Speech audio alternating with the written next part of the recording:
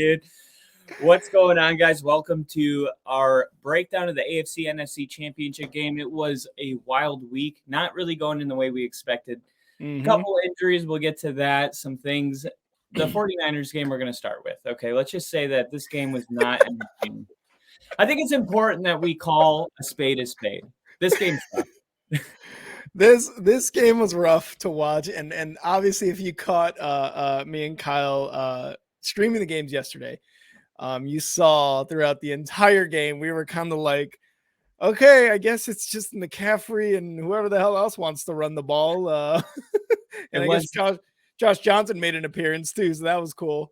Yeah, and Josh Johnson came from Denver. Russell Wilson tweeted, I told you, if you follow me on Twitter, FTBL Only Football podcast, you'll see all of the Russell Wilson retweets. And this was like, he was like, go get him, Josh, or something like that. I'm like, he did not go get him. Let's be very clear. There was no gotten by Josh Johnson. But Christian McCaffrey, the funniest part of the game, probably his throw that landed in the middle of nowhere. Nobody around. The ball just rolls to John Lynch, the general manager. This was, to me, just hilarious to see. But the game started with Brock Purdy pretty much being injured. So I think the 49ers received the ball, and they ended up punting it. They give it to the Eagles. The Eagles are driving down the field. And then they get to 49ers territory. They're at like the 45-yard line. That space where it's too far for a field goal, but too close for a punt. You know what I mean? And they say, you know what? We're going to go for it. We're going to set the tone right here. And they went for it, and they throw, what was it, like a 35-yard pass to A.J. Brown. Or no, it was Devontae Smith. It was Devontae Smith, yeah. And Devontae Smith comes down with it, and to our knowledge, it looked great on the TV. There was no question about it. And then you see Devontae Adams come up and do this. Yep. Which means everybody hurry the hell up. And that's what that meant. I thought it meant never mind. It means everybody hurry up because I dropped the ball. And if you watched, we blessed you guys with the Kyle Shanahan post-game conference. I hope you guys enjoy those, by the way. Yep. Because I really do. But he talked about it, and he said just because of that sense of urgency they had, I thought about throwing the challenge flag. And we talked about that. I was like, wouldn't it just be like, hey, something's going on in the field, you throw the flag? Well, he didn't end up throwing the flag, and nobody told him it was an incompletion until they snapped the ball. So great execution by the Eagles, knowing, hey, we gotta call for this, and everyone's going to run. We're going to get it snapped. So really no time for the 49ers to react. The drive ends in a touchdown. We find out after the commercial break it wasn't a catch, but it's too late for any of that. They kick it off to the Niners. It's like 2 plays later, Brock Purdy's out for the game. Wasn't able to throw any passes, ended up throwing 3 passes on the day. Kyle Shanahan said he couldn't even throw a screen. So you go to Josh Johnson, who is your 4th-string quarterback, and you're like, dude, how could it get any worse than this? Here we are with Josh Johnson, and Kyle Shanahan and the 49ers said we still felt pretty good about our chances. We thought we can run the football. We got a lot of diversity and ways to run the ball here. We can get creative, and we can beat them with our defense, maybe steal a turnover. That's what Kyle Shanahan said. Josh Johnson, out for the game with concussion. Yeah. It's like they had literally nothing to play with. They had a quarterback that literally can't go into the game because of the concussion protocol. And you have a quarterback that can take snaps, but he can't throw even a screen. And the only other option is to go Wildcat with CMC. But by the time we got to this point, the Eagles scored another touchdown that made it a 3-possession game, and it was just gone. I mean, the game, I would say the only time it was a game was in the first 3 series. After Brock Purdy left the game was over, and it was probably 10 minutes in the first quarter. So, I mean, good for the Eagles. Congratulations to the Philadelphia Eagles for making it to the Super Bowl. Sirianni did a hell of a job this year. Jalen Hurts is incredible. Might even win the MVP. And if he doesn't, we know who will. The guy he's going to be playing in the Super Bowl. So hats off to the Eagles. It's not their fault that the 49ers lost all of their people, right? All you can do is beat the team that you're playing. It's really us at home that wanted to see a good game. But for the Eagles, they're probably like, yeah, we're coasting to the Super Bowl. Let's do it. So, Yeah. I think honestly, the Eagles, even if they had the 49ers at full strength, it's not like the Eagles had no chance. Like I think a lot of people thought the Eagles were going to win this game, whether the 49ers had strength or not. So I do feel like we're still getting the best team in the NFC in the Super Bowl, which is really the important thing. If you had a team like, let's say the Giants snuck their way in and now they're playing the Eagles. Sorry, Bill. And then the Eagles lost all their quarterbacks. Yeah. And the Giants won, we'd be like, man, we got the Giants in the Super Bowl instead of the Eagles. We want to see a team like the Eagles in the Super Bowl. We didn't like the way it happened, but I still think we got probably the best team in the NFC in the final game. Yeah, definitely. And real quick before I go into this game, Bill is in the chat. Bill, what's up? Cheers to Bill. Steve Young tweeting that he's in the parking lot throwing warm-up throws was the best part of that game. Yeah, it was hilarious. I saw that after the game. That was really, really funny. It's interesting you said that, right? Because it's true. If I'll touch on this point that you just made, right? If it was the Giants, and again, sorry, Bill, but if it was the Giants that moved on in this game because the 49ers, what happened to the Purdy, what happened to Josh Johnson, if that happened, if it was the Giants that moved on to the Super Bowl, we'd be like, oh, come on, at least the fucking Eagles, right? At least if the Eagles came in here, good team. And it's true. The Eagles and the 49ers were the 1 and 2 in the NFC. So honestly, like the fact that one of these, that both of these teams were in the championship was just like, okay, the two best teams from the NFC were in this game. Unlucky for the 49ers, what happened, but we know at least the top two teams are, one of those is moving on to the Super Bowl, and we can be happy with that. Like you said, we can absolutely be happy with that, As far as the game, you're right. The first 3 series was probably the most exciting part of the NFC Championship. Now, the catch by Devontae Smith on the sideline where he was like, "Yo, let's hurry up.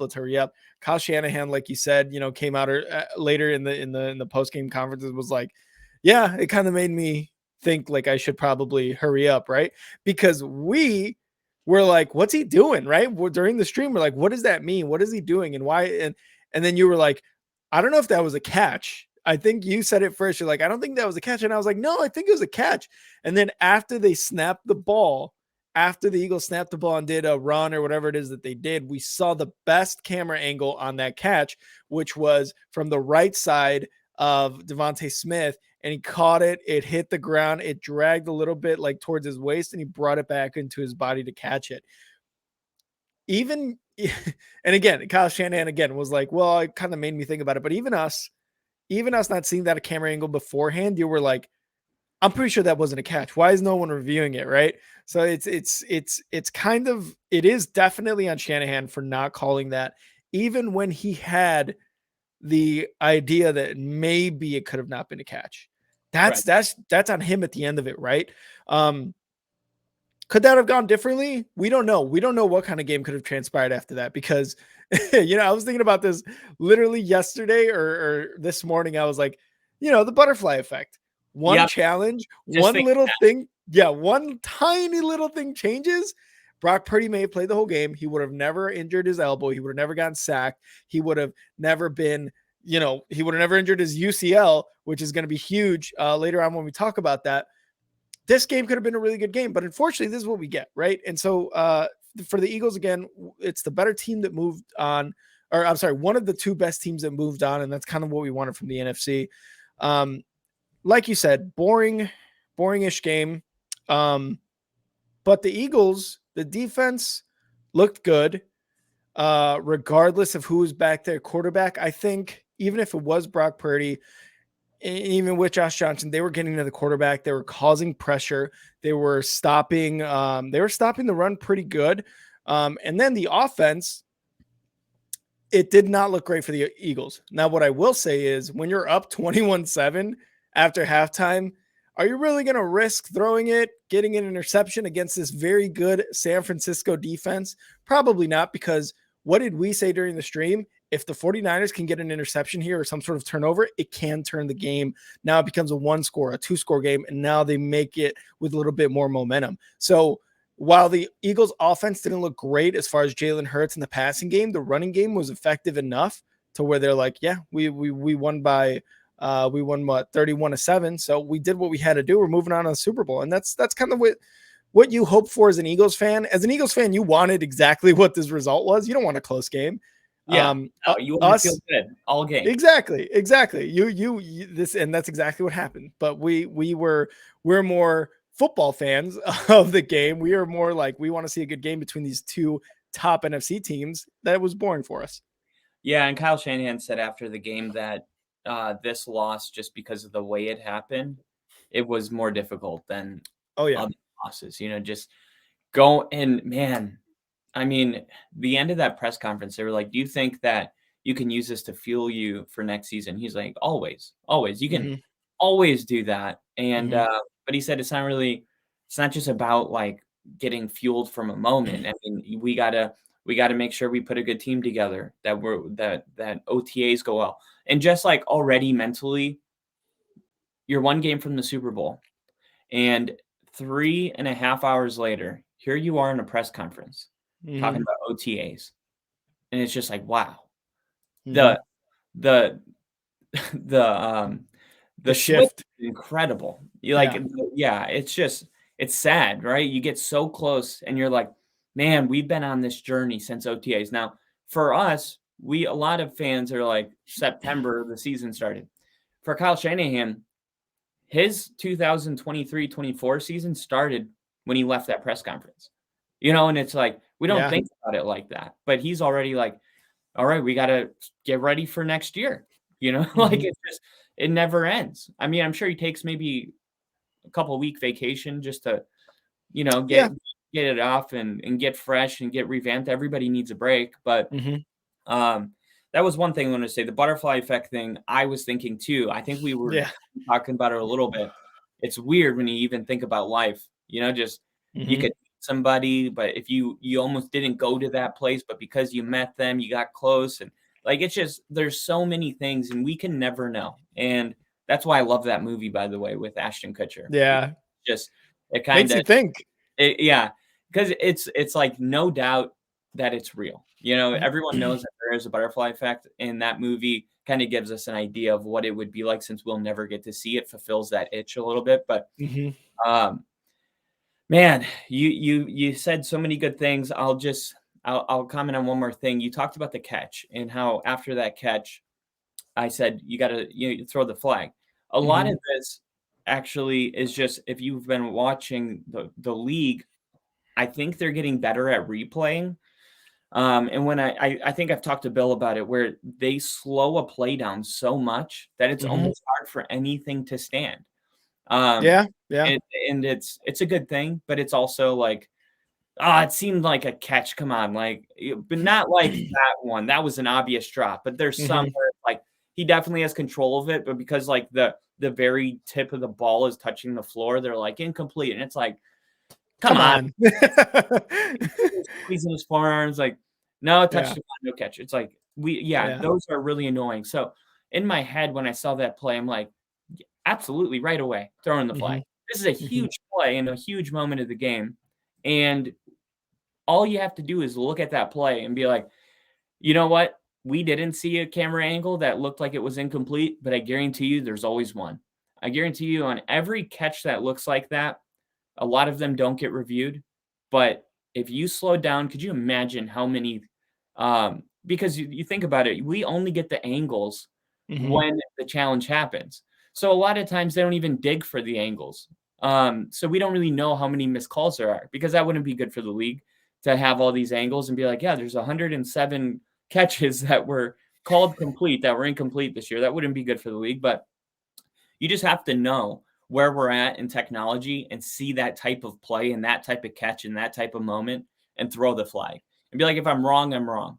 Okay. But from my view, if it looks like an acrobatic, spectacular catch, I'm probably going to throw the flag, unless it's a Odell catch where he grabs it with two fingers and you can see him clearly have possession. But if it's anything where they're falling to the ground, that has to be thrown, in my opinion, every time. They do something crazy and as they're tucking it, they're falling into the ground. Throw it. What do you have to lose? I mean, they will. Kyle said he thought about throwing it, but he didn't, and you can't really hang it over his head too much. But one of the things that I am going to hang over his head, and I think he's a really great coach, and I think it was like week 9, I called him the coach of the year because of what happened to Brock Purdy and what he turned him into. And I thought about why last week against Dallas did you run the football and they ran on first, they ran on second, and then there was like 27 seconds left or something. And then they went for it on third down.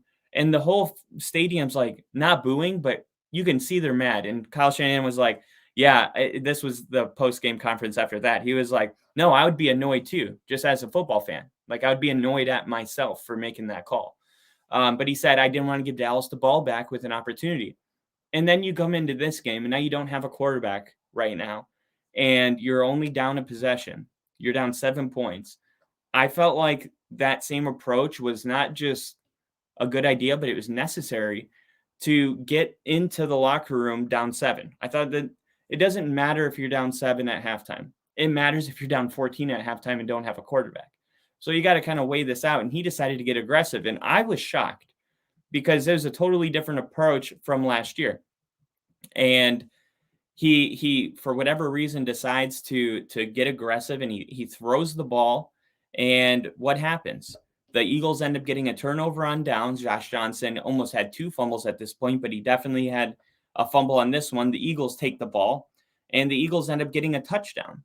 And when I look at that, it's just, for me, it's like, why was the logic last week to be conservative and you had a healthy quarterback? And then you come into this week on the road and you want to get aggressive with no quarterback. So a little bit of consistency, I think, would have made a little more sense, but we didn't really get that. But all in all, the Eagles probably, honestly, we don't know who the better team is, but the Eagles are going to go to the Super Bowl because we didn't have the San Francisco 49ers playing at full health. So that is pretty much all I got on this game. If you want to hit some of these chats from Bill, I think he had some stuff in here. Okay, yeah, we'll hit the chat. And sorry, I was out for a little bit. I was just getting some stuff rearranged. And Bill brings up a good point, which I was going to talk about here. Purdy out 6 months from UCL in his elbow, and yes, that was a report that came out today. Breaking news that he did have a torn, what is that? Unilateral collateral something. UCL? Yeah, UCL. It's called a UCL. Collateral ligament, something like that, and he's trying to get a second opinion from his doctor because he doesn't want to go into surgery. Which, with a surgery for a UCL, it can be about 6 months until return. But if he were to get it as soon as he could after the consultation and all that, he would be able to come back for the training camp, and that's a big story, right? So, I think this kind of goes back to what we were saying about all the tweets calling him a pussy. He's standing on the sidelines. Why isn't he throwing it? We saw 2 throws after Josh Johnson went out with a concussion. One was a screen pass, maybe 3-4 yards ahead of him, that looked decent. And we were like, oh, okay, maybe this is what they're going to do. The second one was also a screen pass, but that one, to me, I was like, that looked like he just barely got it out. And that was like, that to me seemed like it was like full strength Purdy on his arm throwing it, but it was like 3 yards ahead of him. So it was insane. And here's Bill with ulnar collateral ligament. Thank you. Appreciate it, Bill. Thanks, Bill. Yeah, that's what it is. And the surgery is different to what a Tommy John surgery would be. And if you're familiar with baseball, you know that could pretty much take a pitcher out for an entire season. So it's going to be, all the criticism he got is just like, stop. You know what I mean? These guys are tough. These guys play NFL football. They get hit by 200, 300-pound guys all the time. These are tough motherfuckers, right? Purdy is no exception. So for anyone calling him a pussy, now you know what he's actually got to deal with, and you know how effective that can be to a quarterback with his fucking throwing arm. Yeah. Which by the way, I mean, come on, you can't get any more tough than that to go back into the game and still throw a couple passes when you're telling your own coach and the medic, I can't throw footballs. Like what the fuck, right? Yeah, and a lot of these people saw Mahomes come into the game. They're like, "Well, Mahomes played, with an ankle sprain." And it's like, okay, what does that have to do with Brock Purdy's throwing arm? Yeah. Like Brock Purdy could have ran. He's not a running quarterback. He has to throw the Hmm. ball. If Mahomes had the same injury and the same arm, he wouldn't have been in the game either. Like No. it's just, I think sometimes, especially when you're younger, I Hmm. don't know. It looked like there was a lot of adults that were doing this, but maybe they just never grew up. It seems like it seems like you just assume if you're tough that you can just play. Even Hmm. and it's like our coach used to always say, "Are you hurt or are you injured? Because if you're hurt, you can play. If you're injured, Hmm. you can't." Yeah. And that's true. And as a player, as a professional athlete, that's what Brock Purdy is at this point. He's in the NFL. He's got his Hmm. team one game from the Super Bowl. He's a professional athlete. You know the line between hurt and injured.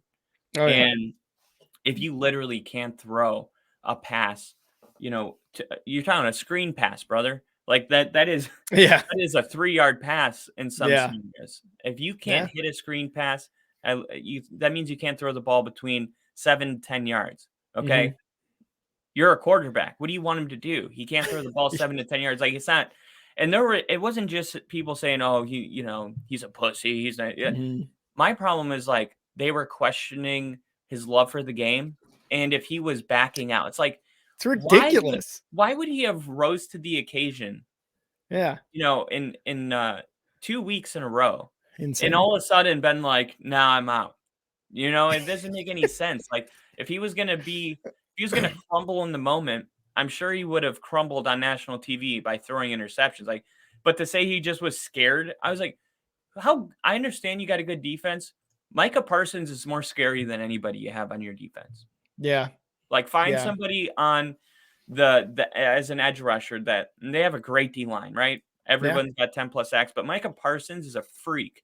I mean, the dude can cover, he can he can pursue the quarterback, he can cover. like Yeah. it just He can play you don't cornerback. get a He can lot of do guys everything. yeah, you don't get a lot of guys that you have really good linebackers, really good coverage linebackers, and then you have really good edge rushers. And a lot of the edge rushers like think of Von Miller and stuff like that. They could cover, but there's levels to it, right? Yeah. Micah Parsons will follow your halfback 30 yards up the field cover. Okay. A lot of linebacker coverage, they're like, hey, let's just kind of zone them right here. They're just Hmm. going to stay in this area. Micah Parsons will man somebody up and run 35 yards down the Yep. field with him. So I say all that to say Brock Purdy would have had that moment last week playing Micah Parsons. It wasn't going to happen this week. People get mad and they don't know where to direct it. I think that's what Exactly. it's like. They wanted Brock Purdy in the game. So did I, right? Hmm. But I just took a different approach with it. I realized Brock Purdy wanted this really bad. I know that you want to know how I can be sure that he wanted this really bad? Listen to this question. Who's going to be the 49ers quarterback starting training camp next year? Brock fucking Purdy. Is he? Maybe. Right? If he wins that game, you Yeah. bet your bottom dollar he's going to be the quarterback going into next season. If he This gets was into a Super Bowl, that's just automatic. yeah. So this is a huge moment for him in his life. Like, if anything, it must have been soul crushing that he had to sit there on the sideline and watch his team get their ass kicked, and he couldn't help it all. You know what I mean? That is literally like being handcuffed to a pole, and you can't help somebody across the room that's in Hmm. need. I mean, that's a terrible thing to go through. Yeah. And I think he should have been given sympathy. And people are just terrible, man. But Yeah. I And hope he and this, recovers well. yeah, and I hope so too, because and as Bill's saying here, right? I so wanted the Purdy storyline to go the whole way and get to Super Bowl Me because he too. thinks they could have beat the Chiefs. Kid is amazing. He is amazing. What he did in his first 7 games as a starter, 2 of them being in the playoffs, was amazing. It is amazing. And look, it all that Twitter stuff that we were seeing while we were doing the stream. I was reminded of when the Jay Cutler was standing on the sideline for the Bears in that NFC Championship game against the Packers in like 2011, 2010. I remember that. Yeah. If They I should had even love football. exactly, he's not a leader. He doesn't want to play. He's not hurt. He's on the bike. He's fine. If I had Twitter back then, I probably would be like these people talking about his bullshit. Oh, he doesn't love football. What the fuck's he doing? All this that he did on during the season just to lose, in the biggest game to get to the Super Bowl. That probably would have been me. Now, clearly, I have grown since then. I can understand I would that. hope. Yeah, I would hope so too, right? I can understand that the injury that Brock Purdy sustained. Think about this. This is a 300-pound man coming at you full speed. And as you're throwing it, it gets interrupted by an entire person's body. And and you think that he should play through that? Like, come on, man. Like you can't say that when it's an NFL game and everyone there is trying to get to the biggest game of the year, which is the Super Bowl. Like, you guys, like, people like that need to grow the fuck up and not all of a sudden just say he doesn't love football. If that were me, I'd go in there. I don't give a fuck. I need to go to the Super Bowl. I got 2 weeks to recover. Yeah, yeah. Just as you're eating chicken wings and fucking stuffing your face with Coca-Cola. Put me in, and coach. Shit. Yeah, put me in, coach. It's just it was ridiculous, but again, it was just ridiculous. I do want to give props to the Eagles though. Before we move on to the AFC Championship, great game played by them. Sirianni understood. I'm in the lead here. I don't want to put my team in any sort of situation where now they have to defend after maybe a pick six, a fumble six, some sort of turnover, right? Again, that's kind of what I was thinking during the game. I was like, they're running it a lot. I wonder why. And then today I was like, oh, okay, that does make sense. Why play against this very good defense and possibly get a turnover? So props to them. Sirianni knew exactly what to do. He knew that Miles Sanders was running the ball well. Bart Scott, Jalen Hurts, even, like, all these guys were doing really well. And, he won the game. So props to the Eagles, Sirianni and Hurts. Like you said, pretty much my MVP for the season. Yeah, and one thing too about the Cowboys, since we are talking about the Cowboys, there was breaking news, and this would be a lot of fun to talk about. But Kellen Moore, the offensive coordinator, who looks just like my childhood friend, Morty. His name's John Mordecai. We call him Morty. And literally, dude, I'll send you a picture. But he got a job to be the Chargers offensive coordinator. Yep. And it's very interesting. It's very interesting, and it says a lot about the state of the Cowboys that you would take literally the same job in a different home, right? And I get it. Dallas. Yeah, Dallas is really fun. Dallas is actually a good time, but he's going to Los Angeles now. You know what I mean? You can go get a nice home on the beach, whatever. He's making that money too. Women wear less clothes. Like, I've lived in Miami, and like, I know what it's just, even if it's just nice to walk around, downtown, whatever. Anyway, so he's taken that job, and congratulations to Kellen Moore. Yeah, good for Kellen Moore. They said they moved on from Kellen Moore's OC, which is bullshit. Like, he moved from Dak Prescott in acceptance. It was either they fired him or he's like, yo, I'm out of here. I could probably get a way better job somewhere way better. That's like I didn't get fired, I quit. It's like, we literally asked you to leave. No, they didn't kick me out. They asked me to leave. He's like, hey guys, I quit. He's like, Mike McCarthy's like, well, you can't quit because you're fired. Good for him though. Good for him. He's going to the Chargers. Hopefully he can make the Chargers not Charger, and they can, be in the playoffs for, a little bit longer next year. So I think we'll he can. And you also see his value when you see how the Cowboys are offensively next year, which will be fun. And it will give us a lot to talk about in the offseason. It'll be actually interesting to see who takes over. And Mike McCarthy was actually talking about taking over play calling.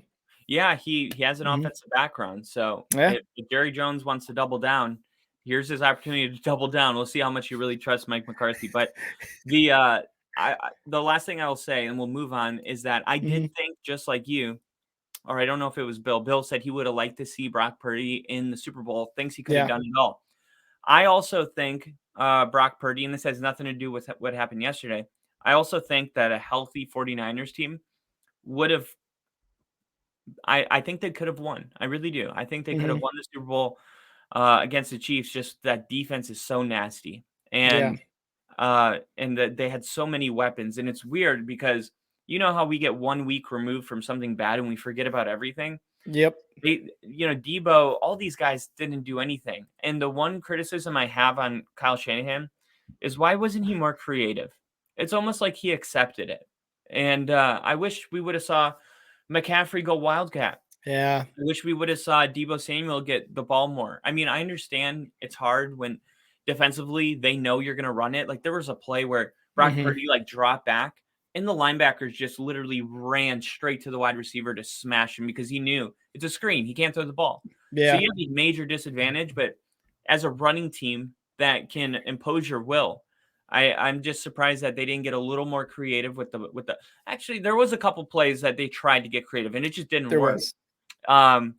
But still, it just feels like even though they didn't have a quarterback, I mean, do you know what I mean? I mean, I don't want to No, say that there was something left to be desired, but I feel like Kyle but there Shanahan, was. the offensive guru, right? You Couldn't he wanted have dialed him some stuff up? Yeah, you wanted him to flex on what the situation was presenting to him, right? You wanted him to be like, "Okay, I know Brock Purdy can't throw. They know Brock Purdy can't throw. Let me throw CMC in a wildcat, like you said." And CMC did throw a ball at one point, and it was just directed at no one. It was like 10 yards in front of a wide receiver. Like But CMC. is what it is. But like you said, it did feel like, oh, okay, are we just kind of going with this offense then for the 49ers? I know exactly what you're saying. Yeah, It it didn't felt like really there was a point where Kyle Shanahan was like, I accept, wave that white flag. he like plateaued. He just plateaued. That's all it was. And it did feel like shit because like you said, this is a coach of the year candidate, and yet he can't pivot to something that would help them win the game. Yeah, Right. and that comes from, two guys that aren't coaching. Mhm. It may be really hard to get creative when you're one dimensional. Just defensively, they may be able to lock it down. They don't really have to cover the receivers very much. I mean, Mhm. if you're really one dimensional, I'll say they could have gotten more creative in that span of time where we didn't know how hurt Brock Purdy was. Do you know Yes. when we were like, can he throw it? Okay, he's coming back into the game. Mhm. They for all the Chiefs knew they weren't one dimensional yet. But by the time the fourth quarter came, it was like obvious he Yeah. can't throw the ball at all. Yeah. But for all we know, Kyle Shanahan was being extremely creative and he was trying his hardest and nothing was working, but I think we saw a product on TV that makes us feel like he could have done more. Yep. But for all we know, I feel like Kyle Shanahan's not really the right guy to question. He's a very Yeah. decorated play caller. Yeah, and it sucks. Second year in a row, second NFC Championship game, and he's out of it. It sucks. It sucks for Kyle Shanahan. But He'll get the one. the good thing is that he is consistently getting back here, and he was dealt a shitty hand with the quarterbacks, right? Like they got hurt. Last year was Jimmy G. He's a winner, but he can't necessarily win the big game, in a sense. He's not really like top tier level winning games. And Matthew Stafford and the Rams were just really good last year. So it's not necessarily just on them. But it does suck for Kyle Shanahan being as good a coach as he is. Well, So yeah. you mentioned this as a Bears fan, how it's just nice to be in the game. Like Yeah. something that we don't take for granted is just being in the game. Like the world Hmm. looks at it like, well, man, you get so close and you have to start all the way over. Hmm. But man, how nice is it when there's only 4 teams left and you're one of those last teams standing? Like that is Yeah. very impressive to do. What was it, 4 out of 5 years he's Yeah. been in that game? So I mean, even though it hasn't gone his way yet, I do think it's only a matter of time. It's just like John Elway finally got the Super Bowl rings. But man, I feel like I would give a left nut just to be in that game again, just to have something going for me again. So let's move on to the AFC. We talked about the Chiefs a little bit. The Chiefs played host to the Cincinnati Bengals, who went into Hmm. this game calling it Burrowhead because they had a 4-0 Yeah. record against the Chiefs. Travis Kelsey didn't like that much, and the Chiefs Let me showed grab a up. seltzer real quick. Yeah, yeah. The Chiefs showed up and they played a good game. By the way, Jinja, we appreciate having you in here and thank you for the compliment. Bill is back. Let's go. So you have a really good setup for a good game. And here's the thing about it, okay? I've had some time to think. I've Let's had go. time to think. You were right about some things, and I was right about some things, but I don't think anyone was wrong about much. And that sounds. Let me explain. When you're shooting, think about all the shows that are on ESPN, whether it's First Things First, Undisputed, First Mhm. Take, um, Pardon the Eruption. I don't know if they're still doing that, but all these shows get a full like 12 hours to digest, and it's really Yeah. important, right? Yeah. Even if you get into an argument with your spouse or significant other, sometimes it's good to take a break because Mhm. you're not in the right mind to be problem solving or hearing. And when we do these live streams, that is a risk that we take, is that Yeah. we are it's all reactionary. It's all Yeah. in the moment, right? And then Mhm. we don't get the grace to kind of decompress and think about it. There That'd be was a a that couple. would be a long live stream if we did. Yeah, yeah. Dude, they've been live for 13 hours just venting on their couch, therapy Hey, couch. they haven't spoken one word to each other, and they're just scrolling Twitter right now. Oh god, that would be our therapy though. We'd just be on like you would be on Chiefs Twitter and I would be on Yeah, Bengals Twitter and then we'd trade phones and then be like, all right. um that makes sense. there were definitely some things that happened in this game. Mhm. Um we could talk about the game itself, but I think the meat and potatoes of this game is obvious. The world was watching. I think there's Yep. 100 million people watching this game. And right now the hot topic is the way it was officiated. So Mhm. I think everybody saw the game. No need Mhm. to really like, Joe Burrow when, the stats because there's 100 million people watching it. And part of the breakdowns we do a lot of time is because there was 17 games playing and there's no way everybody could have watched all the games. But in this case, I say we just cut straight to it. We talk about what the world is thinking. Yep. What was fair? What wasn't? I'll say this. There were some plays that happened that were very, very interesting. And I think what makes it more interesting is that you do have a Chiefs team that is potentially going to the Super Bowl, which means you have Andy Reid's reunion with the Eagles. You have Mhm. the Kelsey Bowl. You have all these things, which I think if it weren't such a match made in heaven, Mhm. some of these thoughts wouldn't arise because I've never been one to say the NFL's rigged. I've been one to say the refs suck, And real but not quick, yeah. the storylines. Do you know what the stadium name is in Arizona? Um, Phoenix, isn't it Phoenix The Field? State Farm Stadium. And who's the State Farm spokesperson in the Oh, NFL? It's Patty Mahomes, baby. you got to dig for that one. You got to dig for that. That is like you're But deep. yeah, Yeah, but sorry, that's sorry to great. interrupt. Keep going, No, keep that going. was a great interruption because it adds more. If you got any more, just put it in the comments. But I think there was those questions because of all the stuff that was at stake.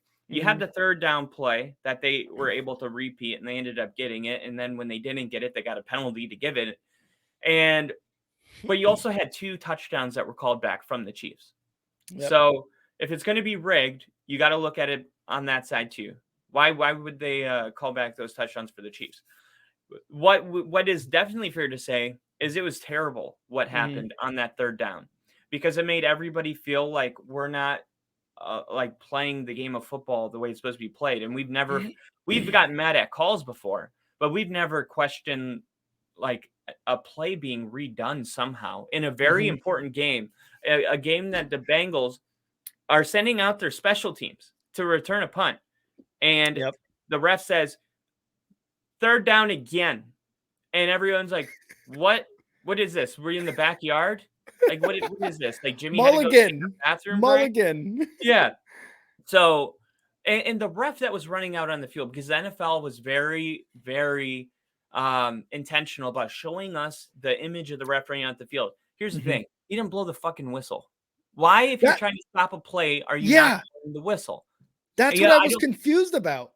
Yeah, I understand that I don't know the protocols and all that stuff, but I do know from playing football that the play is over when the whistle is blown. And that's Mhm. why every coach will teach you to play through the whistle. If you Mhm. think it's a catch, but it might be a fumble, you pick up the ball, everybody's just standing around and you're running towards the end zone, and then everyone's like, "Oh shit, they never blew the whistle." You always play to the whistle. Mhm. And if you're trying to end a play, why aren't you blowing the whistle? That is the question that I had.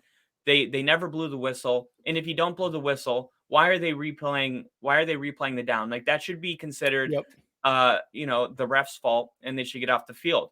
The other play that everybody is talking about is the final play of the game where a player steps out of bounds, he gets Mhm. pushed. He did get pushed and he was out of Mhm. bounds, and it is Patrick Mahomes. And all those things are true. But you did say it yourself, you thought there was a little bit of a flop there. I Mhm. found it extremely unsatisfying that this penalty set them up into field goal range. Now I'll say it was it was the player's fault for hitting Patrick Mahomes, but it's also worthy of noting, and it's funny because the media has been different depending on what you watch. Because if Mhm. you go on like Pat McAfee, they're talking about it this way, and then you go on another thing, and they're like, no, that was like, I've played football, I know Mhm. football speed. It's very hard to time these football type plays, and Yep. you had a lot of different opinions, which I was thankful for because the first two shows I watched were all saying, like, no, the Bengals guy messed up. And I was like, am I the literally only one in Bengals fans? I'm not a Bengal fan. Like, like, and then I saw some other shows that were like, oh, no. I think that this was one of those penalties because of the consequences of what was going to happen, a 45-yard field goal. It's Mhm. definitely one that you just hold on to. Either way, it it didn't feel good to see a game end like that. Mhm. And if we're gonna just blame it on one player, the head coach said it very well. Zach Taylor said there was a lot of, it didn't come down to that play. There was a lot of plays that were left on the field that we didn't make. Yep. Hurst had a ball go right in his hands when he For a ran touchdown. on. Was that fourth down? I believe that was fourth down, or they had to kick a field goal. It was a Mhm. drive-ending play, and it could have been a touchdown. So there were plays that could have been made out there in the field. What I think bothers me the most is Kyle Shanahan said, when it comes down to the Final Four, any one of those teams is capable of beating any one of those teams on any given day. Yeah. So you could have the Bengals have won. You could have the Niners have won. The Niners can beat the Chiefs. The Eagles can beat the Bengals. The Bengals can beat the Eagles. Like every team can beat in the Final Four can beat each other. That's why they're there. Yeah, exactly. But you also want to see who you believe in your head, right? And this is what makes it personal. You want to see who you believe in your head to be the best. I can get over the 49er thing because I think the Eagles, they could have been the better team. Like I have no way to know that. I did pick the Niners, but I thought it was going to be extremely close, and I thought the Super Bowl winner is going to come out of the NFC anyway, so who cares? Mhm. But when it comes to the AFC, I did think the Bengals were better than the Chiefs, and that's why this penalty, for personal reasons, sucked, because it was like, man, I think the Bengals would give the Eagles a run for their money better than the Chiefs, and I'm always just looking for the best football. Yeah. And it was just, I can't remember a game that came down to a penalty, and it was just, man, we last year we were spoiled, and I said that after the game. We had Joe Burrow and Mahomes going back and Yeah. forth, and you left me 30 seconds. Well, you left me 13. And it's like, Yeah. all right, we're going to overtime. Touchdown, first drive, game's over. There was like 40 points scored in the last 7 Mhm. minutes. It's like, Mhm. what is going on out here? And then we get this, to this week, and it's like, here we go. Bengals Chiefs, and it's like he steps out of bounds and he got pushed, and it was a late push, but now it sets up a 45-yard field goal. Game's over. It was just Yeah. like, whoa, we were about to go to overtime. It's It's about to be the over. most epic game from other than last year. Like it's Yeah, about to and be so it great. just ends like that. Yeah.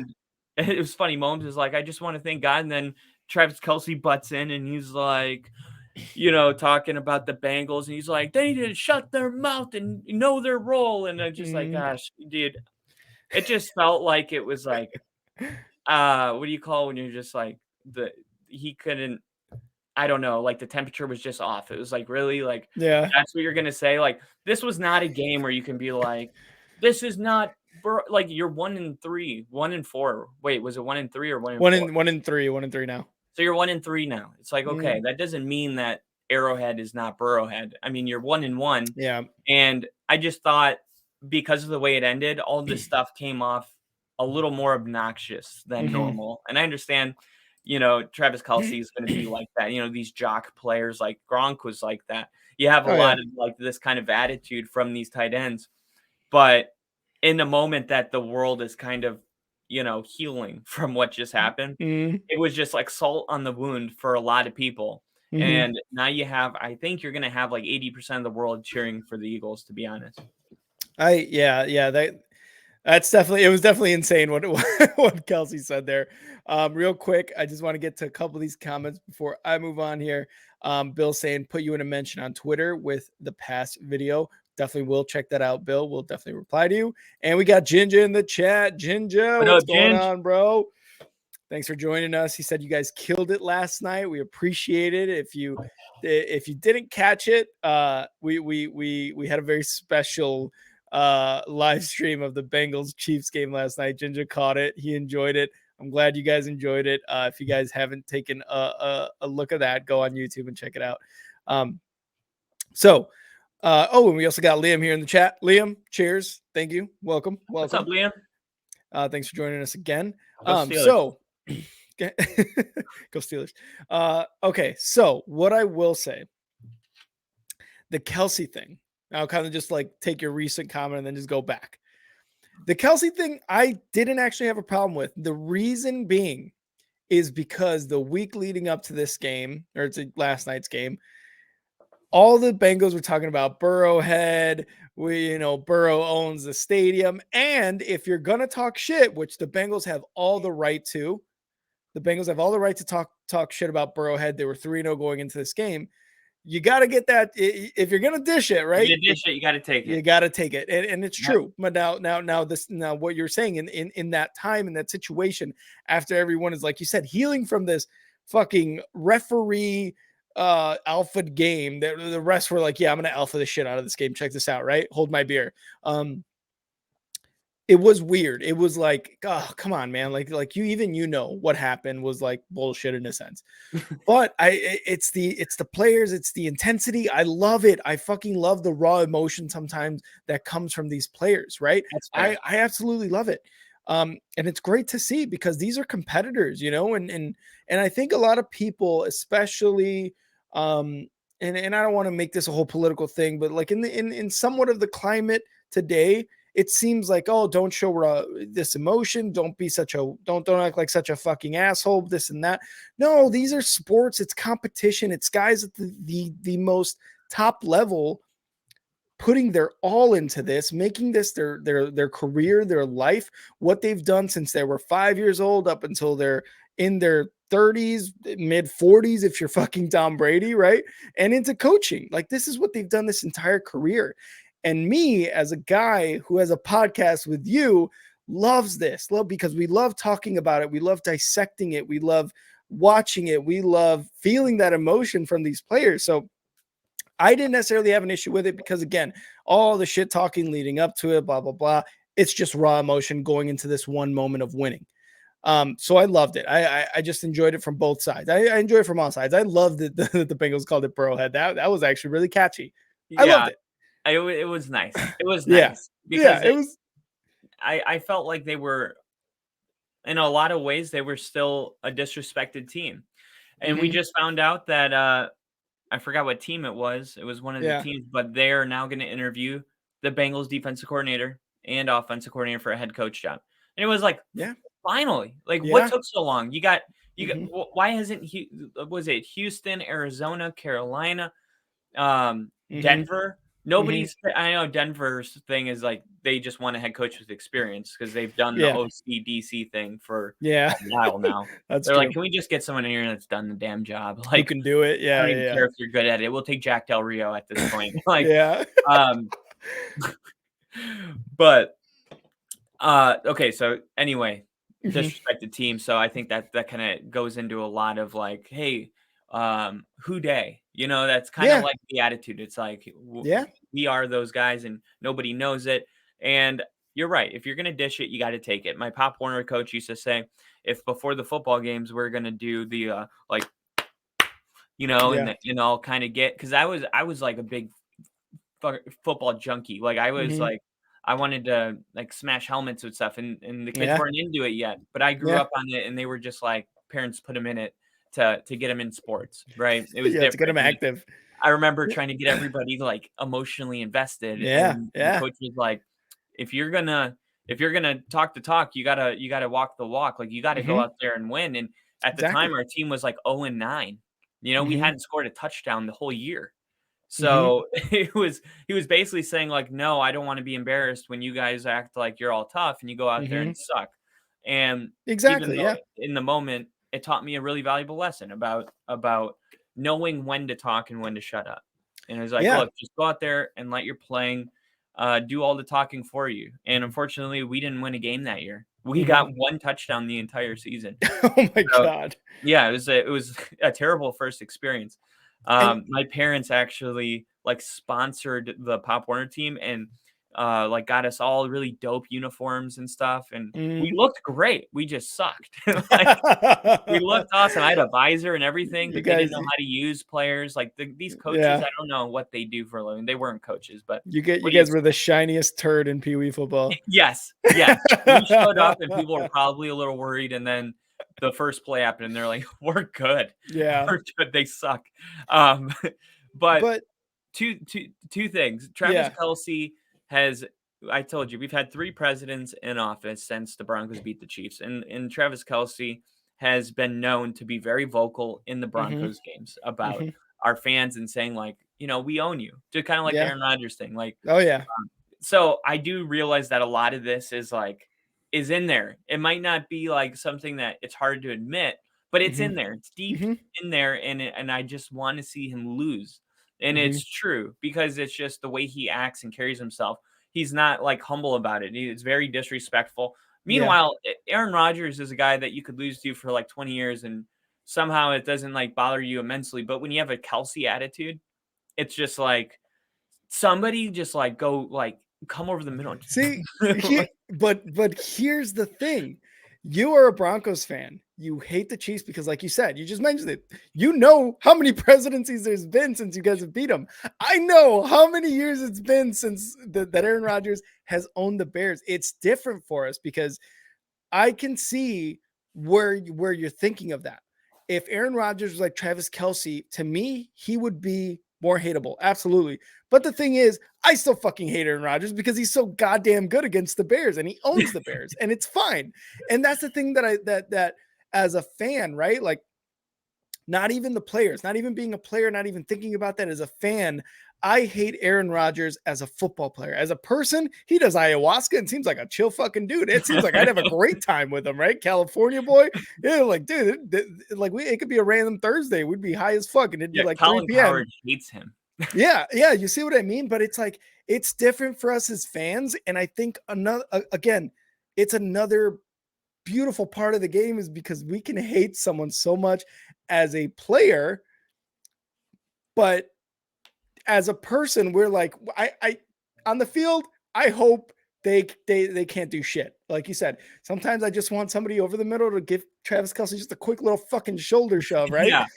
But off the field, their family, their personal life, good. Go ahead, go enjoy whatever you did. But as a fan, dude, it just sucks. So we got Steve and Tyler in the chat, by the way. What up, Thank you guys for Steve? joining us, Steve. Cheers. And we got Cheers, Tyler Steve. Fink in here. What's up, I can only Tyler? stop by for a few, but I just want to say to Kyle, Mahomes was already 2 steps out of bounds before the Bengals linebacker shoved him to the ground. It wasn't a flop. Go Chiefs in the Super Bowl. All right. Well, you got Tyler there. You got Well, Tyler there talking about I the Chiefs. actually I made a video. It's on our shorts if you want to go check it out. Mm-hmm. And what I did was I took the play and I slowed it down the same way the NFL does Mm-hmm. in an editing movie software. Yeah. And what I saw was he puts his hands on Mahomes before he's out of bounds. The push, however, happens after. So Yeah. he has his hands on him. And then as he's going out of bounds, it almost looks like he's trying to use Mahomes as a way to like stay up on his feet. Mm-hmm. And I'm not saying like he wasn't You're not trying. justifying it. Yeah. I'm just Yeah. saying like I think that it was just one of those plays where they're running out of bounds together and he extended his arms and he probably, hates himself for it because then Mm-hmm. Mahomes went flying, right? Yeah. And Into the bench, by the way. yeah, and meanwhile, this dude actually like hurt himself. Mm-hmm. It Mm-hmm. was like the fact that he hurt himself kind of shows you the intensity that he was running at Yeah. Mahomes. Oh, Because yeah. in a regular play, we've seen people run to the sideline, but to run into the bench and get clobbered by, a bench, You're giving it 150% because you're just trying to make sure Mahomes doesn't turn a corner because he's a runner. This isn't Tom Brady, right? We talked about Tom Brady getting calls. The difference between Tom Brady is he's not actually a threat to run the football. Mahomes can take a corner, pick up 7 extra yards, and now they're in field goal range. I do think there was a huge sense of urgency to get him out of bounds, and I just think he should have just pulled his arms back. He got him out of bounds, but then I think they were both like, shit, now here we are out of bounds, and we're both going 15 miles an hour, right? It was going to end bad. But Peyton Manning said when he retired, he's like, why does it always go to the Broncos? I don't know if you could tell, but he's a Broncos fan. I don't know if you could tell. He said when he retired or after Super Bowl 50, he won. And I think it was Jim Nantz. He said, Peyton, well, everybody's wondering, is this going to be your last rodeo? Are you going to go off into the sunset like John Elway did? And he said, I'm going to echo some wise words I heard from Tony Dungy. And he said, never make an emotional decision. And he was like, I don't know. I really don't. And that's why I don't know why Rodgers gets so much shit. Like, it is a very wise thing to do to not make emotional decisions. Like, to step away and reevaluate your entire life. Because if you're not going to be 100% and give it 100%, you're letting all the guys in the locker room down. So you better make sure that when you come back, you're 100%. Don't just say it and then be like, oh, I got to come back now because I said it and give 70%. Meanwhile, all of these players are trying to win a Super Bowl and you're just feel like you have to do it because you said you're going to do it. Like, that's not okay. Exactly. And I think that's just like one of those, we're watching this play live and I may have acted like, the Chiefs would totally suck, but we didn't have time to step away emotionally. What I mean? These were emotional decisions on here. And it makes for great TV too, because you see, everybody loves when Skip and Shannon are screaming at each other. You know what I mean? Skip, hold on, Skip. Skip. Okay, see, Shannon, what happens is I don't know why I have to do this. So, with all that being said, again, there's just a lot of emotion in the game. So going back to this game, right? And what the amount of decision making made by the refs, it was true. And that was one thing that you said. You're like, I said things that were correct. You said things that were correct. Nobody was necessarily wrong. What I will say is I was wrong in the fact that there was a lot of, and Zach Taylor said it, there's a lot of things that could have happened in the game. And there was a lot of things that did happen in the game that led to this loss. We could have been better here. We could have converted this. Hayden Hurst could have caught the ball here, right? What I was wrong in is saying that we knew the refs had a huge imprint on this game, but it turned out to be an even bigger imprint on this game. Like, not only the weird third down, like, oh yeah, here's another down, 5 downs, by the way. Run it back. Yeah. Right. Yeah. JK, run it back. Haha, got you, Patty. Here's another third down real quick. Not only was it that, it was questionable calls, questionable holds and deep and defensive or offensive pass interference that weren't called, things that were not called on both sides, right? Like, there's little things like this that just add up and make this colossal pile of shit that was that game for the refs. Now, what I will say about the game, this game was really good. This game was way better than the NFC Championship. And while the refs still had a huge impact on this game, both teams played fucking amazing. And yeah, you could say they didn't actually play amazing, but they played really well for what we were expecting. Patrick Mahomes on one ankle, right? The defense, importantly, Chris Jones stepping up for the Chiefs when it mattered. The Bengals, right? Jamar Chase being an automatic pain in the ass for the Chiefs. T. Higgins, all these guys, like who am I missing as far as the wide receiving core? Jamar Chase, Tyler Boyd, T. Higgins. Tyler Boyd, like all these guys actually being a problem, right? Like, they actually went in there and were like, remember last year when nobody thought we were going to make the Super Bowl? Okay, well, we're back here again, proving to you that we are not like how you said, the forgotten stepchild. We're actually right there with the Chiefs. We're going to be here again. We're probably going to another Super Bowl. This is going to happen again. So no matter what you think about this game, both teams still played really, really well. Both sides of the ball, all three sides, right? The special teams as well, They all kind of came together and they had a pretty damn good game. The Chiefs were just a little bit better, and it showed in the fact that Chris Jones got that third down sack. That was like super important. That intentional grounding was even more important too. It was Which too. was another discretionary call. Intentional grounding is discretionary. Yeah. So that was another one that a lot of fans are mad about. I didn't mind it as much because it was a little bit of a stretch. But I do think Burrow probably saw Joe Mixon and was like, if I throw it here, I won't get called, because he's a high IQ quarterback. Absolutely. The fact that got thrown at him, he was probably himself like, dude, why do you think I got rid of it in the pocket? Like, do you think I'm like not aware of the rule?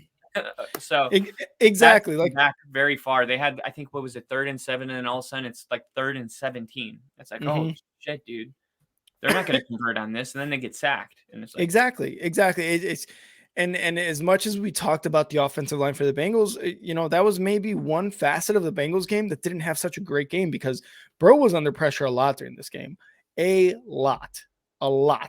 The best thing that happened for the Chiefs was probably Isaiah Pacheco. That running game from Isaiah Pacheco was really good. They did really, really well with him. They tried to give it to McKinnon, which during the regular season, McKinnon was probably the better back, but for, towards the end and into the playoffs, Pacheco is the better back. So good thing on them for doing that.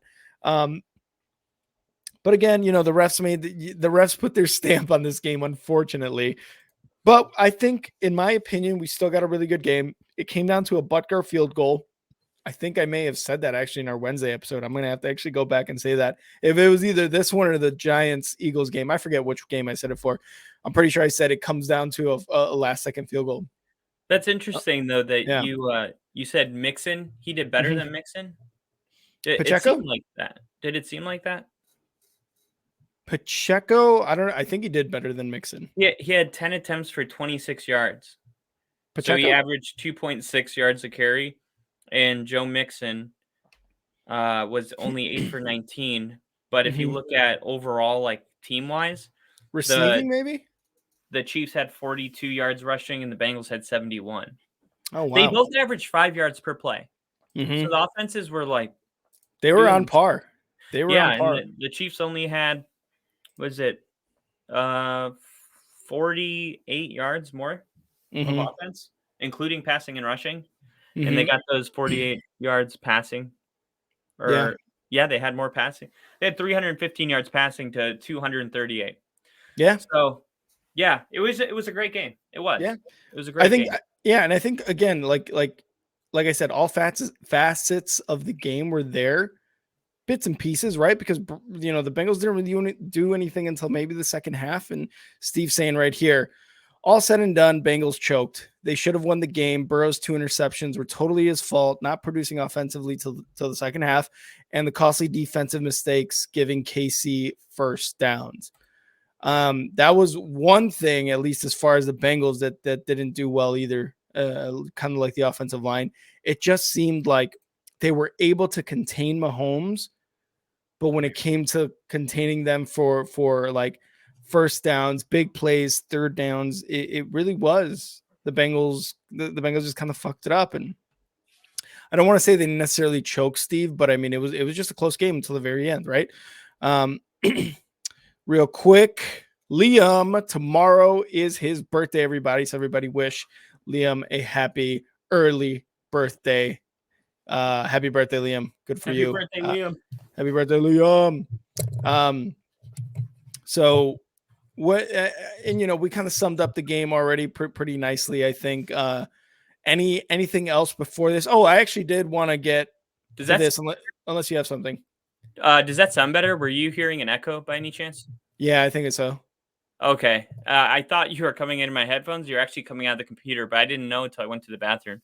Until you heard me say happy birthday. Yeah. So sorry for everyone listening if the quality hasn't been up to par as usual, but we heard you shitting. You did? That was the fastest shit in the world. It was violent. It was pretty violent coming out of that asshole. But what I will say, the atomic wings. Yeah. Yeah, and we mentioned it before. The biggest error was Joseph Asai pushing getting that unnecessary roughness call on Patrick Mahomes. What happened afterwards, heading to the locker room, was Jermaine Pratt, one of the linebackers for the Bengals. He was, again, this is part of the emotional side of football, right? He was heading to the locker room and he said, "It's my last year. Why the fuck did you touch the quarterback?" He was screaming it as he's getting into the locker room. So it was like a huge thing. Micah Parsons said, "That's lame as fuck, blah, blah, blah." Micah What Parsons is saying that from Jermaine Pratt. him saying, "Why would I do that?" is lame? No. Him saying that, Jermaine Pratt saying, "Why the fuck would you touch the quarterback? It's my last year in the Oh, Bengals."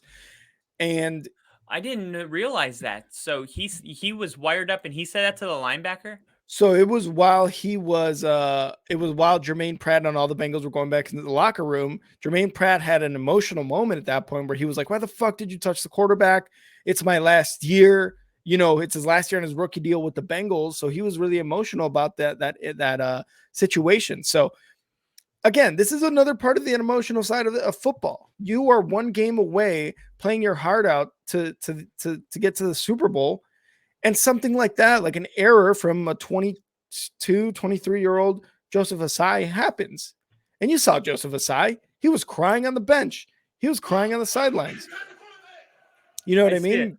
Yeah, I Kyle's see listening it. to it right now. Yeah, that's what happened. And Micah Parsons said that's lame as fuck, blah, blah, blah. But it's the emotions that get to you at this point in my point of view, right? That's sad. Yeah. And Jermaine Pratt, again, didn't mean it because he did go on to apologize earlier today. He said, "I was Just emotional. emotional. I was in the Yeah. moment. I would say I was wrong as a man. You can look at yourself in the mirror and say, I was wrong. I wasn't a great teammate in that moment." And a lot of us have done that in the Yeah. moment, in the heat of the moment. You say shit, you do shit, you act a certain way. That isn't necessarily you. It's just your emotions take over. Some people are really well at controlling them. But in a big game like this, like I was saying, it's just what happens. It's just what comes out of you because of how badly you wanted to make the Super Bowl. Kyle, what were your thoughts? You just literally just saw it. So what were your thoughts Yeah. on that? Immediately I think about there was Charles Barkley, Kobe Bryant. I don't know if I've ever told you this Mm-hmm, on the podcast. Have I mm-hmm. shared about Kobe Bryant and the game that he had where he didn't shoot? No, I don't think so. Well, Kobe was trying to prove a point to the Lakers, so he went the whole game without shooting a basket. Mm-hmm, You know, he and Charles Barkley texted him after the game and was like, "Yo, like that was lame as fuck. Like, that was dumb. You know what I mean? yeah. All these people pay to see you, and you're trying to prove a point." And Kobe, he said he texted him back, and he's like, cursing him out, and he's like, "Fuck you, I got 5 ring, all this stuff." And Mm-hmm, then he said they're going back and forth, and they're on the West Coast. So by the time the game ends, he's like, it's like 3 in the morning. mm-hmm, And then years later, time goes by and Kobe texts Charles Barkley and he's like, "Yo, my bad. Like you were right. And mm-hmm. and I was wrong." And then Charles Barkley said, "Look, you were just wrong that night. You weren't, and I think it's really important that we get back to that. And it's been coming Mm-hmm. up a lot for me is how we kind of hold people hostage and base them off their bad decisions, right? Mm-hmm. It's okay. Like you were wrong that moment. You were Yeah. wrong then, right? As Yeah. long as you can own up to it and admit it, we can all move on. Like it's okay to be Yeah. wrong.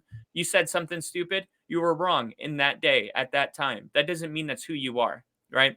Mm-hmm. It's actually come up 3 times. This is the 4th. It's really funny.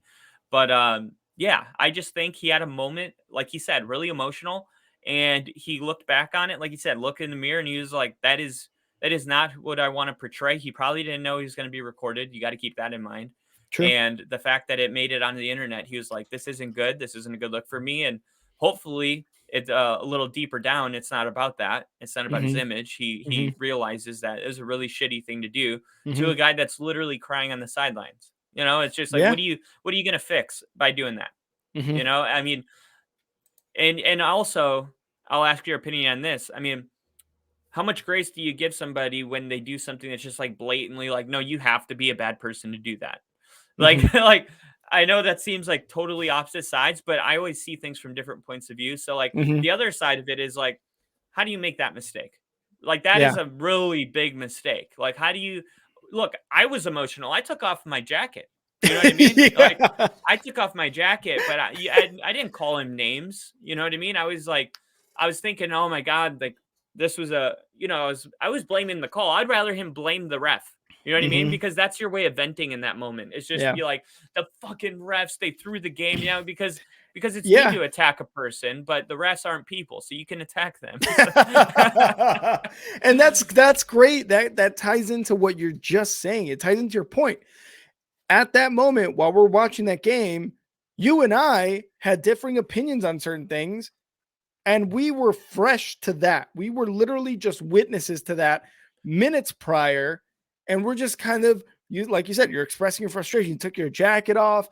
I'm over here just kind of like saying, no, it was right. It was the right call, this and that. But again, it proves that point that at the time, we are just prone to maybe making mistakes. Yeah. Emotional mistakes, which today we were like, you said things that were right and I said things that were right. And we both aren't technically wrong about everything. There's just little things that we were right about and everything else not necessarily right.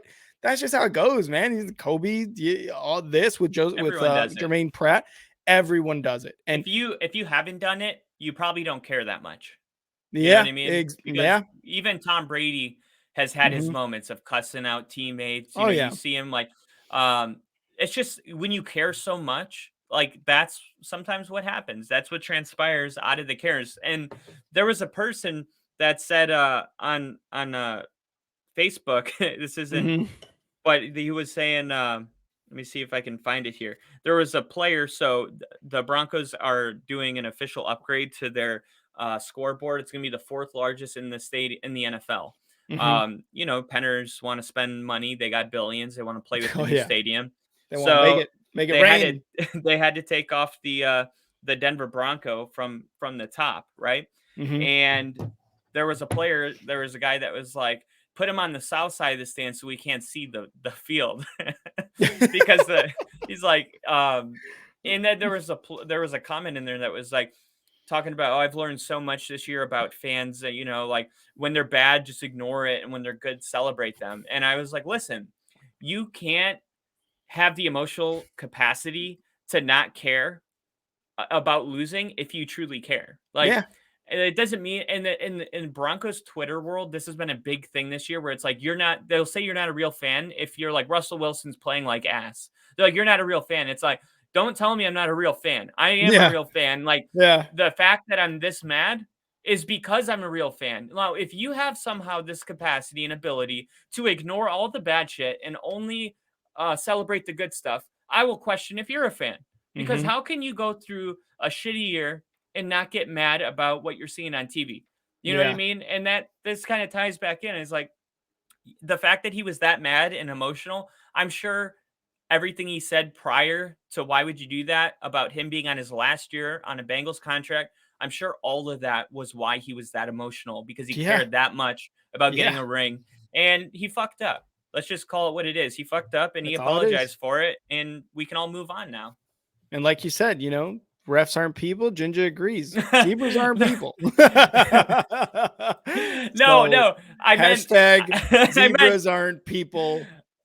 Attack. I actually meant if you're going to attack someone, don't attack your own teammate. Deflect it somewhere where it's not going to be in your own locker room. Like, it's your brother.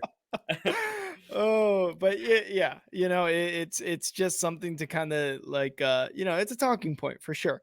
Did he fuck up? Like I said, he fucked up. People do that. He moved on. He apologized. He probably went up to Osai the other, later, either earlier today or later, after that, and was like, hey man, what I said, that's my bad. It's my last year. I just, this, that, blah, blah, blah. It's a conversation that you have with them after the fact that really does matter. It's the emotion. Like Kyle said, if you don't give a shit about it, you're not going to get emotional about it. Then what are you doing here? Right? Like, why are you playing this game? Why are you a fan? Why are you this? Because I know for a fact, when people say, like Kyle said, you're not a fan if you think this person or this team, blah, blah, blah. Bullshit. Don't call me not a fan, because I have fucking been mad.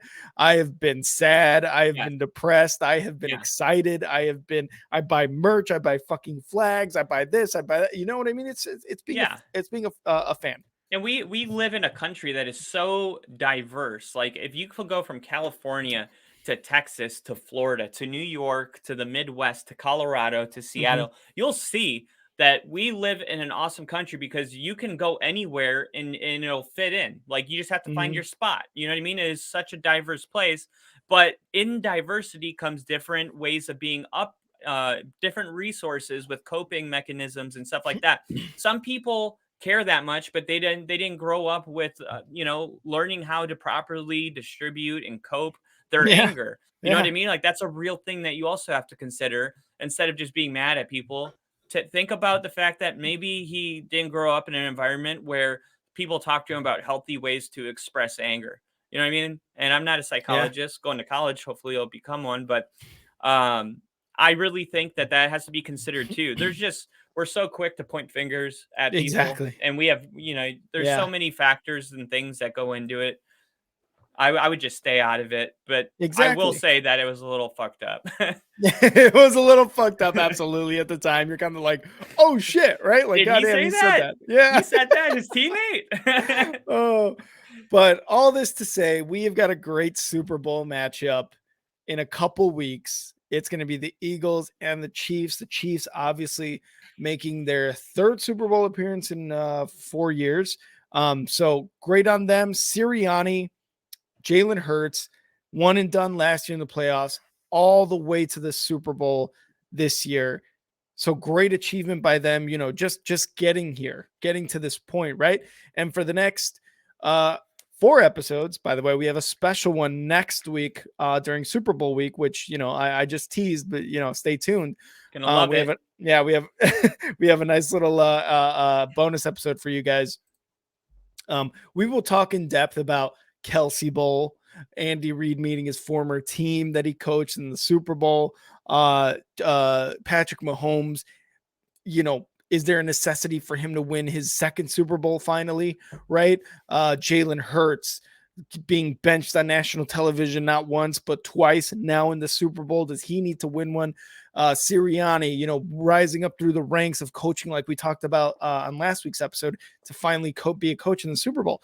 A lot of shit to talk about, and we're gonna have 4 episodes for you in the coming week and a half for you guys to get that full scope of things. And I'm sure Kyle and I will create something special for that Super Bowl stream, which we will be doing pending any craziness happening. So, and if you guys didn't watch our AFC Championship stream, I would suggest you guys go and take a look. Maybe check out the last half hour to 45 minutes where Kyle and I really are just like emotional as fuck about this game.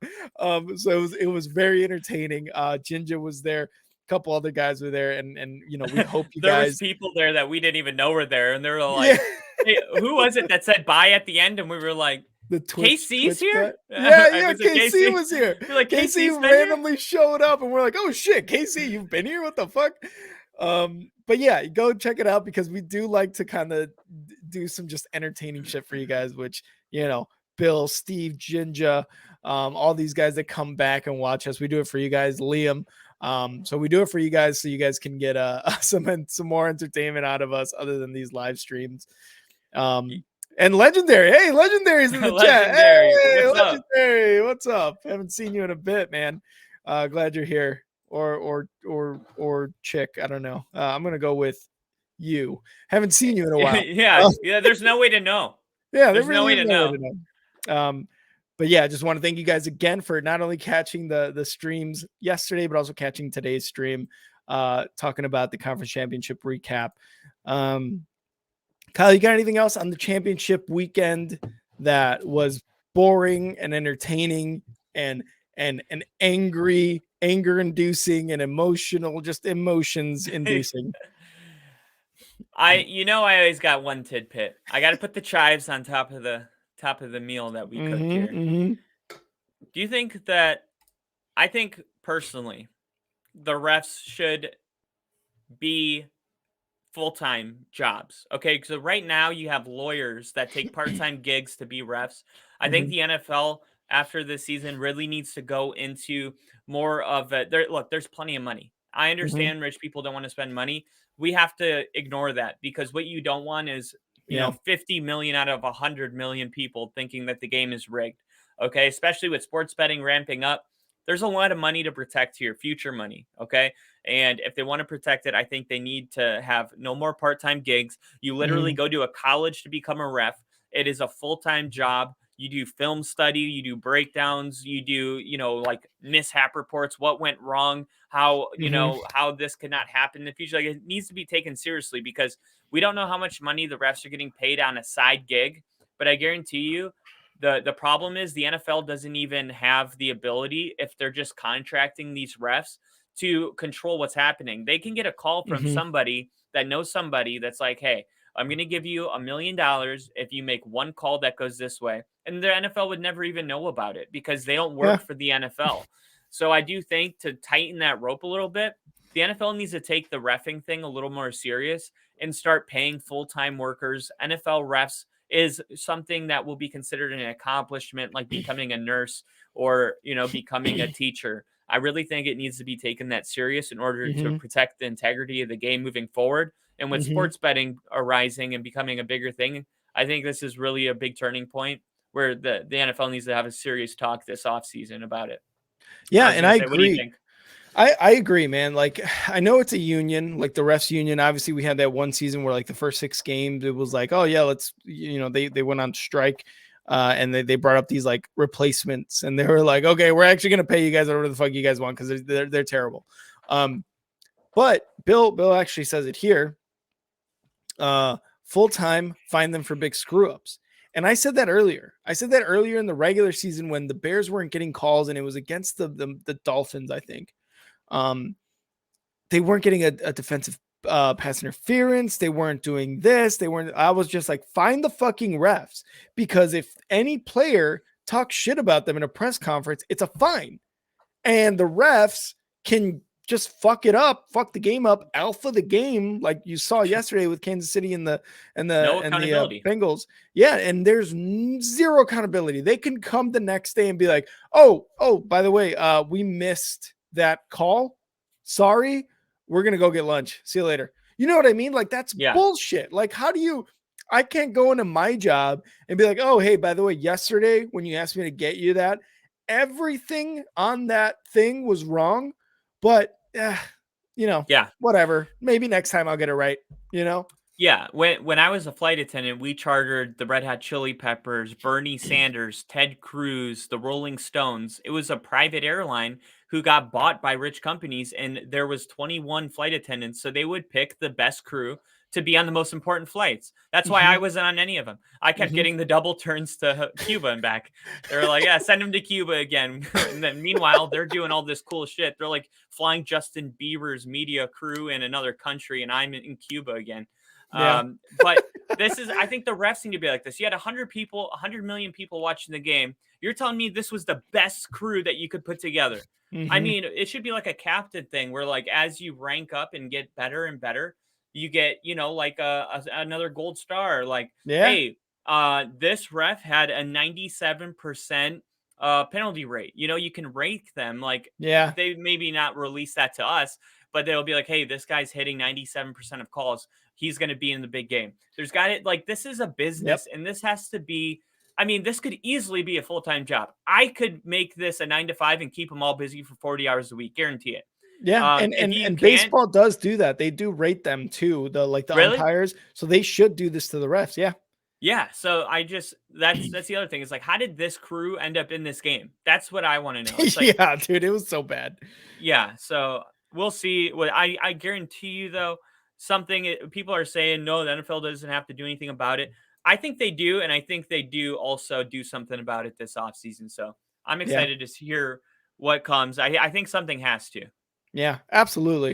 And let me get to a couple of these comments before we get out of here. Legendary. He's like, ask him where he was at. He's like in the shadows, and he's like, I'm a male, 5'5", 160. Okay. Just saying all beast. All beast. And then here we go. Steve saying, remember I said that a few chats back about refs not being held accountable for their actions. Exactly. And that's what I think needs to happen moving forward.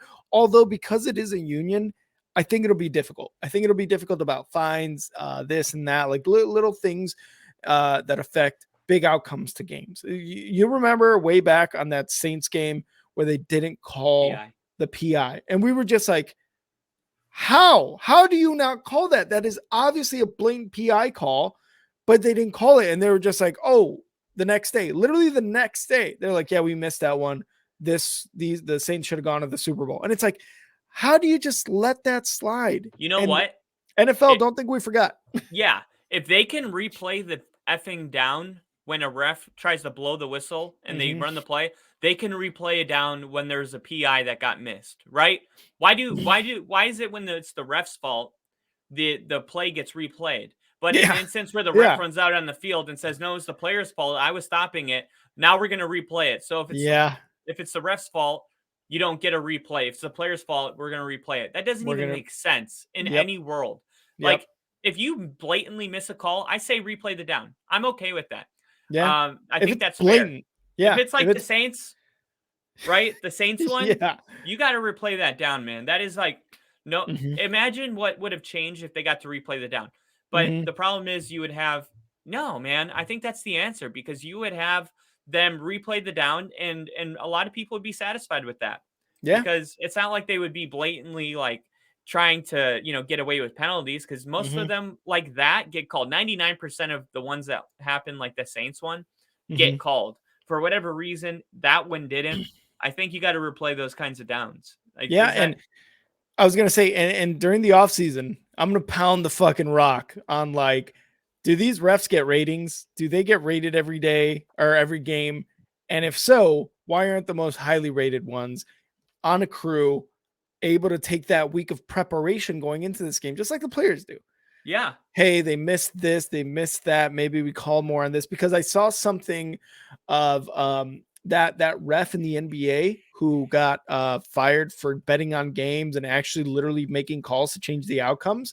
Yeah. He's like, leading up to a game, the refs will get together and be like, hey, there wasn't any traveling calls on this team the last game, so if you do see anything, we really have to call it. There wasn't any this on this team, so we really have to call them, try to make it a tighter game, because they did get the benefit of the doubt last time. And that's a good way, I think, to kind of go about it. Is like, you kind of go about it, you talk about it. But I mean, there's got to be some way when they throw a flag on the other team immediately, and it's like, okay, I guess we're even now. But it's just in a sense, yes, but because when you look at it from this point of view, like you're saying, you're like, oh wow, we're even now. Like, no. Also, you got to think of it in a sense that team now thinks from the last game they can get away with it whenever. Now they're getting flagged. Now it's like, oh, okay, never mind. I do think like on Thursday through, I would say, Saturday, they should study film on the teams they're playing to see what the trends are. Like, hey, this guy's doing a lot of offensive pass interference. Like, you should be studying your players and all that stuff. So I totally agree with that. But we'll see what happens. It's like, the problem is, I think it's going to take like 4 years, because if you started a college, you know what I mean, and you wanted to take this serious, you got to do recruiting for. I'm sure there'd be plenty of people stoked to get a job in the NFL. Absolutely. But it would take some time to get the product you want. But we got to start somewhere. We can't just roll with the union for a long time. And I'm a big union guy, but it's not working. It's not working. And it's proven this year to be just ridiculous. So again, like I said, I'm going to pound the rock about the refs all this offseason, after, from here till the Super Bowl till next year. Something has to get done, but we have 4 more episodes until Super Bowl stream time. Kyle and I, again, we're going to cook something up for that Super Bowl for you guys to make it super entertaining. Hot dogs, cheese fries, fish, wings, fresh fish, salmon, fresh fruit. We're in the Pacific fish. Northwest. Okay. So we're going to have something very entertaining for you guys the next couple of weeks, the next few episodes, and hopefully you guys can join us for those episodes, and it's just going to be a good time. So before I go though, before we go, Jinja, Bill, Steve, Legendary, did I say Steve? I said Steve, Liam, everyone here, Tyler as well. Yep, I just saw him. Tyler, all you guys that were in the chat today, we appreciate it. Thank you guys for catching our show today and our stream the other day. So we appreciate you guys coming in here. Steve said, "Can we get a hell yeah as well?" Hell yeah! Oh yeah! I didn't know if we were gonna do it quick, like one. a hell yeah, or like a hell yeah. We'll do the hell yeah. 1, 2, 3. Hell yeah! We're like a little. We do. They got it. They got the gist. But before we get out of here, Kyle, any one last little tidbit before we get out of here? No, just really excited for the episodes that we have coming. You guys are really going to enjoy it. The cool thing about this podcast is we record everything that we say and do. So we will do some reflection, and that's just a little hint. Love it. Well, you guys can catch us on Twitter right up here at @star6 media, @_star6 media. Sorry, to check out when we post our lives, as well as just some other stuff. Talking about football, talking about baseball, soccer, everything. And you can catch me on Twitter @andnowrick, again, right up there. Kyle, where can they find you on Twitter? Find me at FTBLONLYPODCAST, football only podcast. And thank you guys so much for an amazing year so far, Steve and Bill and Jinja. All of you guys have really brought a lot of life to this channel. I just wanted, I thank you guys a lot. Just want to make sure I always thank you guys for hopefully making a dream come true over here. Yeah. And we've got one more game this season to bring you guys more entertainment. Other than that, you can follow us at @star6 media right there on Instagram, YouTube, TikTok, Twitch, and Facebook. So make sure to give us a follow, hit that subscribe button, hit that bell button to get notifications for whenever we go live. Bill hit it last time. We hope all you guys have hit it too. And again, like I just want to again repeat what Kyle said. We appreciate you guys being in here with us, making a dream come true, making us like excited to come into these episodes with like people viewing us in the comments, chatting. So we really appreciate you guys in here. For sure. All right, Kyle. Well, I will see you for Wednesday's episode. And again, if you guys don't catch the lives, go on Apple, Spotify, Google, anywhere you listen to a podcast, because we turn these episodes into podcasts for the following day. Same night usually, but catch us there. But like I said, Kyle, I'll see you Wednesday. Great episode, brother. Yeah. See ya. See ya. Happy birthday. Happy birthday. Oh, yeah. Happy birthday. See ya. See ya.